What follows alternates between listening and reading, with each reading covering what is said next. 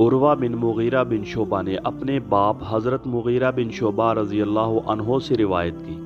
انہوں نے کہا کہ رسول اللہ صلی اللہ علیہ وسلم ایک قافلے سے پیچھے رہ گئے اور میں بھی آپ کے ساتھ پیچھے رہ گیا۔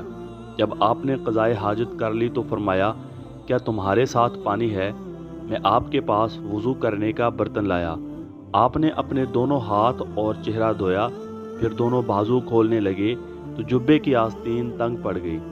آپ نے اپنا ہاتھ جبے کے نیچے سے نکالا اور جبہ کندھوں پر ڈال لیا، اپنے دونوں بازو دھوئے اور اپنے سر کے اگلے حصے پگڑی اور موزوں پر مسح کیا۔ پھر آپ سوار ہوئے اور میں بھی سوار ہوا۔ ہم لوگوں کے پاس پہنچے تو وہ نماز کے لیے کھڑے تھے۔ عبد الرحمن بن عوف رضی اللہ عنہ ان کو نماز پڑھا رہے تھے اور ایک رکعت پڑھا چکے تھے۔ جب انہیں نبی کریم صلی اللہ علیہ وسلم کی تشریف آوری کا احساس ہوا تو پیچھے ہٹنے لگے۔ آپ نے انہیں اشارہ کیا کہ نماز پوری کرو، تو انہوں نے نماز پڑھا دی۔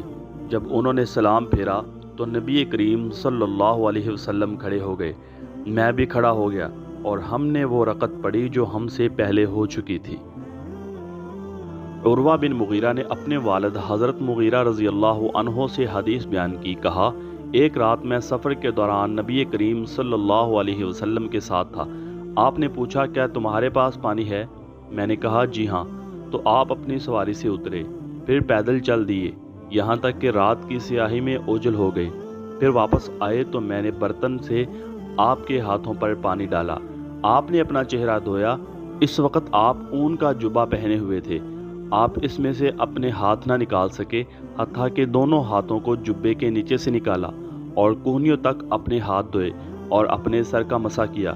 پھر میں نے آپ کے موزے اتارنے چاہے تو آپ نے فرمایا، ان کو چھوڑ دو۔ میں نے باوضو ہو کر دونوں پاؤں ان میں ڈالے تھے اور ان پر مسح فرمایا۔ شریح بن حانی سے روایت ہے، انہوں نے کہا، میں حضرت عائشہ رضی اللہ عنہا کے پاس موزوں پر مسح کے بارے میں پوچھنے کی غرض سے حاضر ہوا تو انہوں نے کہا، علی بن ابی طالب کے پاس جاؤ اور ان سے پوچھو، کیونکہ وہ رسول اللہ صلی اللہ علیہ وسلم کے ساتھ سفر کیا کرتے تھے۔